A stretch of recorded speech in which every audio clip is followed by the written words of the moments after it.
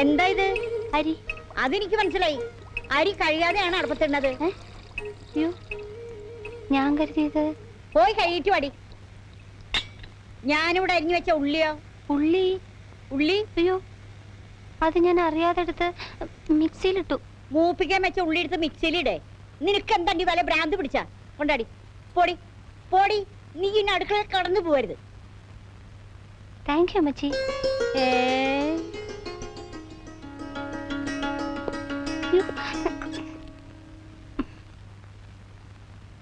Novel വായിച്ചു, മുഴുവനും വായിച്ചു.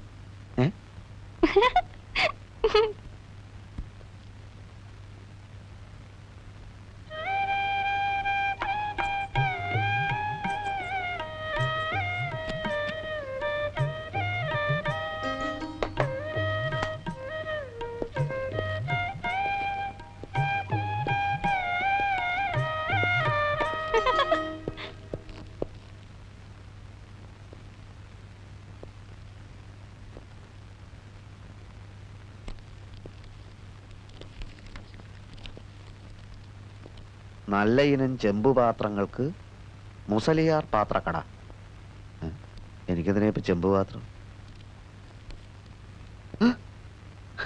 എഴുത്ത് കിട്ടി. എല്ലാവരും ഉറങ്ങിക്കഴിഞ്ഞതിന് ശേഷം അടുക്കള ജനാലക്കൽ വരുമോ? സംസാരിക്കാം. ഒരു പെൺകുട്ടിയുടെ ചിരി കേട്ടല്ലോ ഇവിടെ. മീര വീണച്ചാ. അയ്യോ വീണോ? എന്നിട്ട് എന്തെങ്കിലും പറ്റിയ കുട്ടിക്ക്?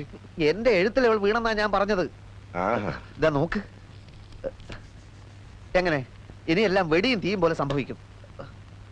എല്ലാവരും ഉറങ്ങിക്കഴിഞ്ഞതിന് ശേഷം അടുക്കള ജനാലക്കൽ.